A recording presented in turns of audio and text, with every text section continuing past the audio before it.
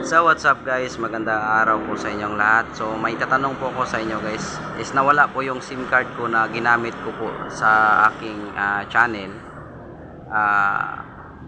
Nakalimutan ko din yung password ko. Tapos may pag-asa pa po ba guys na mabuksan ko uli yung channel ko sa ibang cellphone, or kasi hindi ko nakabisado yung password ko. So sana guys masagot nyo po, at maraming salamat po sa inyong lahat. And sana mabuksan pa yung channel natin. Alright, so akala ko kasi guys na puke yung SIM card natin, kaya tinanggal ko, tapos na hulog ba. Hindi ko alam guys kung mabuksan ko pa yung channel ko sa ibang gadget or ibang cellphone.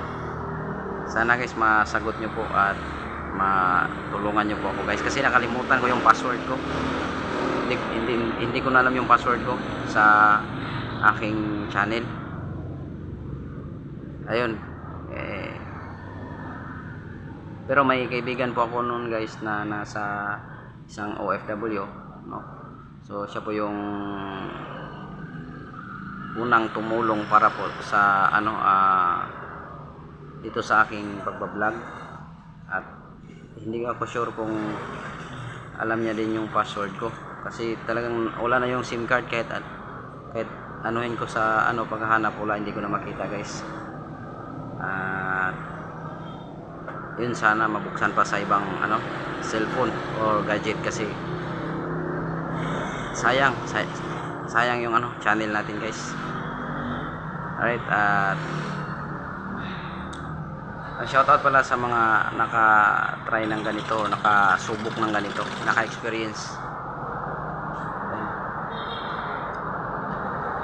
Kasi akala ko guys is na puke na ba. Ayun, tinanggal ko yung SIM card ko, nawala, nahulog o nalaglag.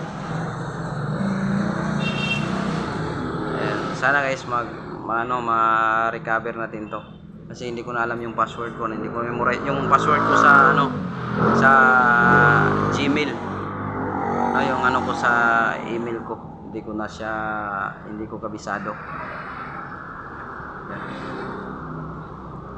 Shoutout pala sa mga kaibigan ko dyan noon, yung mga nagsimula ko na nag-vlog dito sa YT. Sana